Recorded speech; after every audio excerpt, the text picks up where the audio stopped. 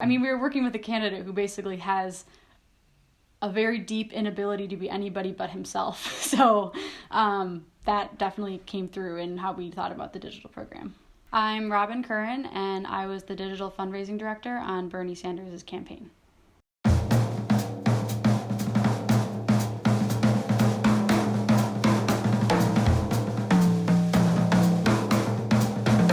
So my day-to-day on the campaign involved running the email program, was involved with the digital advertising direct response program, also with the campaign store and merchandise, as well as the mass texting program. So basically, all of the channels that involved raising money for the campaign were a part of my day-to-day work.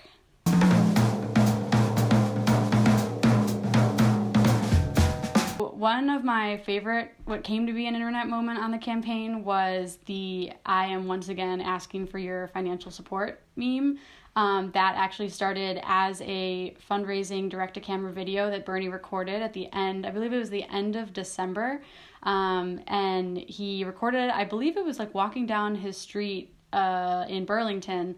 I am once again asking for your financial support. And he opened it up by obviously saying, "I'm once again asking for your financial support," and it took off, and people repurposed the meme to have all different kinds of messages. But that was obviously directly related to fundraising because it was a video of him asking for money ahead of the FEC deadline that month. There was another moment that wasn't as related to fundraising, but that I really liked, was back at the end of October. Ariana Grande, it was the day where her remix came out with Lizzo's song, Good as Hell, and she tweeted, "Baby, how you feeling?"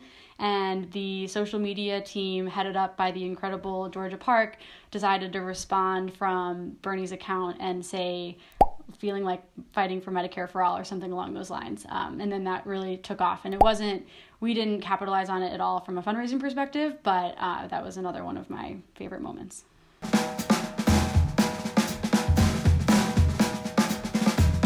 So for my immediate team, obviously our number one priority was raising as much money as possible for the campaign. But unlike a lot of other campaigns, we were funded exclusively by grassroots donations. So we knew from the start that that was truly going to be the only way that Bernie would feasibly be able to compete in the race. So raising the money to fund the campaign through an unprecedented number of contributions. By the time we were all done, it was around over 10 million of them, 10 million donations, was our number one priority from the outset. So obviously with an eye day-to-day of maximizing money raised for the campaign, we equally were looking at maximizing the number of donations made to the campaign and how to optimize our program. We did a lot of work with the fundraising data analyst who's on the team, Joel Schumann. He helped us build a lot of different kind of models and a lot of different type of asks that we would give people and test them out to make sure that we are constantly optimizing for getting the maximum number of donations.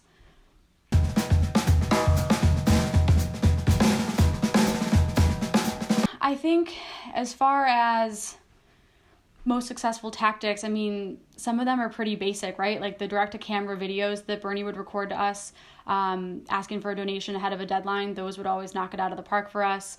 Another thing that's pretty basic but did consistently well for us was emails that would just ask people to add their name and say that they endorse the campaign, or add their name and say that they plan to vote for Bernie. Those pretty fundamental and straightforward asks would do really well, not just in getting a readily available list of people who identified themselves as supporters, but also on the redirect of those signups, we would pick up a considerable amount from a fundraising perspective as well. As far as something that I'm most proud of on the campaign, I think we did a really good job of sending highly personalized emails that acknowledged the ways that supporters had engaged with the campaign. So, a lot of those emails depended on fundraising data, but there were a few we sent as well that really were a comprehensive rundown of all the ways that people had engaged, whether it was the number of calls they'd made on the dialer, text messages sent, what they'd purchased in the store, what petitions they'd signed, what survey responses they'd given, like any number of things that they'd done. We just packaged it all into an email to show them what they'd done for the campaign. And I think particularly for Bernie, as he talked so much about building a movement, it was really important for our program to kind of show his supporters how they were contributing to that movement. I mean, we definitely had our, tried and true email tactics the same way, anyone who runs a program does. But I would say that our ability to be honest and very upfront about like the struggles that people were facing, as well as the stakes in the election. Bernie literally would not have gotten to the point he had gotten in the race were it not for the millions of people making millions of donations to fund the campaign. So I think people really understood the stakes as far as the progressive agenda and the issues go, and how Bernie was speaking really directly to those, and how the campaign would not exist were it not for the millions of people that were stepping up to fund it. Because our greatest asset as a campaign, and obviously for our digital program, was, the candidate and his message, and pairing those two things together and having that shine through the digital program was what gave us the success that we had.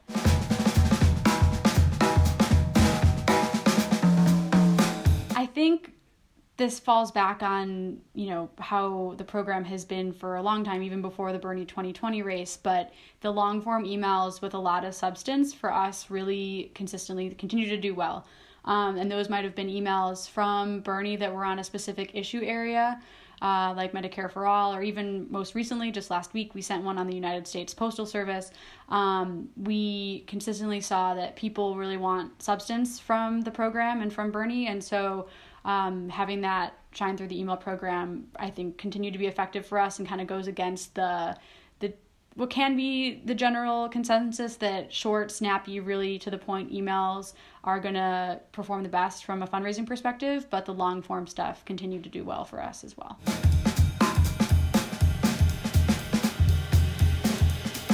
I would first say that we had an incredible team of very, very talented people.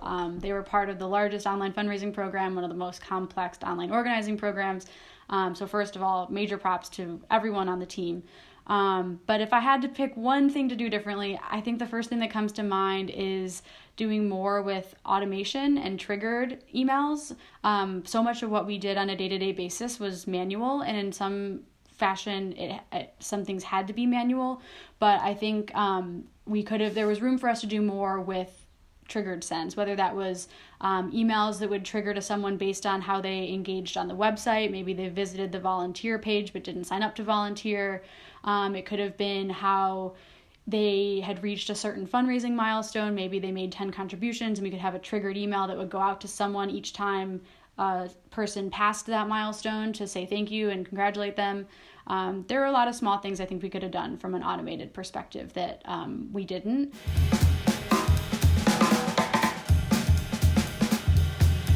I would say broadly about using the internet is to remember that the internet does not exist in a vacuum. The digital work touches all parts of the campaign, and having a seamless connection between what happens online and what happens offline will ultimately allow you to carry out the fundamental goals of the campaign, whether that is fundraising or organizing.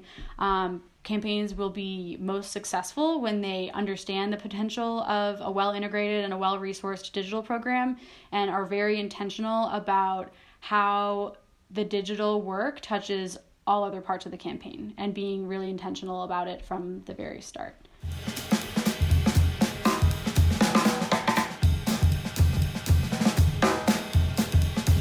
When it comes to digital and online fundraising, I think it's important to run the kind of program that not only just raises the most money, but that you're actually proud of and that meets people where they are. And obviously, increasingly now, meeting people where they are means meeting them virtually, online, in a variety of capacities. So I think that it'll be important for folks leading into November to remember that beyond all the numbers and stats that come with running a digital program, that there are real people on the receiving end of all those channels, and to remember to be respectful of those people while aiming to reach the goals of the campaign, and understanding the unique ways that bring them to the political campaign to begin with, and understanding that, again, that there are real people on the end of the channels that we operate as part of a digital program.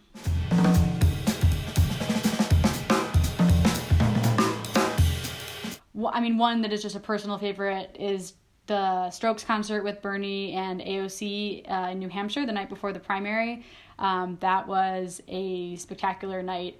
Actually, that was one of the first times that the live streaming team, the video team, did a live thermometer to overlay on top of the live stream, and they ended up raising like, I don't know, 85, they raised like tens of thousands of dollars directly from the live stream itself, because they had this interactive thermometer that laid over the video, and as people reached the goal would increase. And so it was this really crazy integration that they built that they set live for the Strokes concert. But that aside, the Strokes concert was fabulous and a really, really memorable moment for me personally. But I think a couple others would be back in, I don't know, it was probably August or September that we were beginning the race to reach 1 million individual donors to the campaign.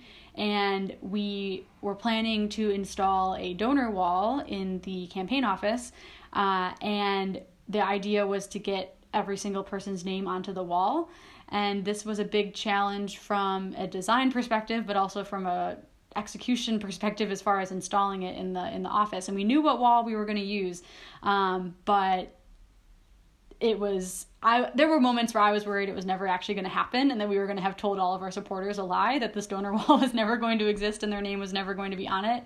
But miraculously, we were able to get the design and then get it printed in several different panels. And those panels were like sticky wallpaper panels that went up onto the wall to create the full final product. And I remember when the guys came in to install it, the wall was basically right in front of where I sat. So I was watching the installation process and was very concerned that who knows if this is actually going to work. And it did. So thankfully, we made good on our word for the donor wall. Another really good moment was I wrote the damn bill response during the July debate. Bernie totally shut down. I think it was Tim Ryan who tried to tell him, how do you know that the bill for Medicare for All is going to have hearing aids and dental care for everyone? And Bernie said, of course I know, I wrote the damn bill. I do know, and I wrote the damn bill. We turned around a sticker rather quickly that the design team, I believe it was Tyler Evans and the design team, whipped up really quickly, and it was, not needless to say, a very successful debate night for us. When debates tended to be good nights for us anyway, but that debate night in particular, as a result of that moment, was really great.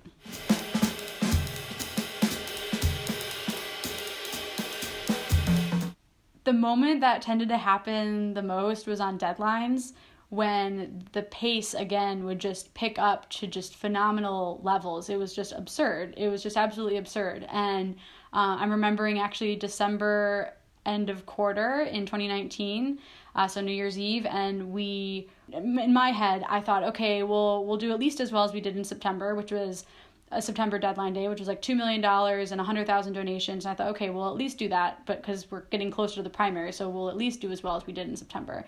But we basically doubled that on December deadline day. And the team, all of us were obviously remote because it was the holidays, but we were just watching the Act Blue dashboard with the map at the bottom and watching it light up with all the dots. And there's a little graph that shows contributions received over the past X minutes. And I think as a default, it's 1 hour, but when you have a higher volume of donations come in, that number goes down to however many number of minutes you're at. But basically, the more donations you're receiving, the less minutes it shows on this little bar graph. And on big days, we would get down to like 3 minutes on the graph, and on that deadline day, got down to 1 minute, and it was just insane. We were just watching it like a hawk, trying to see if we would get to 1 minute, and all of us were trying to grab a screenshot and to prove that we did it.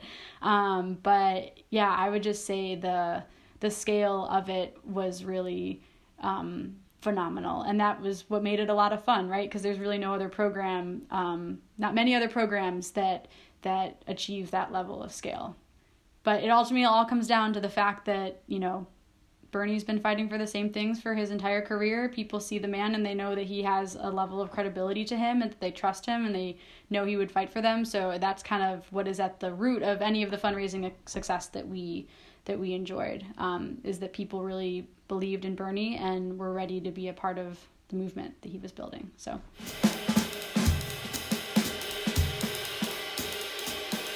I think for smaller campaigns, it just comes down to being upfront about the goals of the campaign, like what are the key issue areas of the candidate and what they would hope to do if elected to office, and using that platform and that slate of issues to inform the messaging on the email side.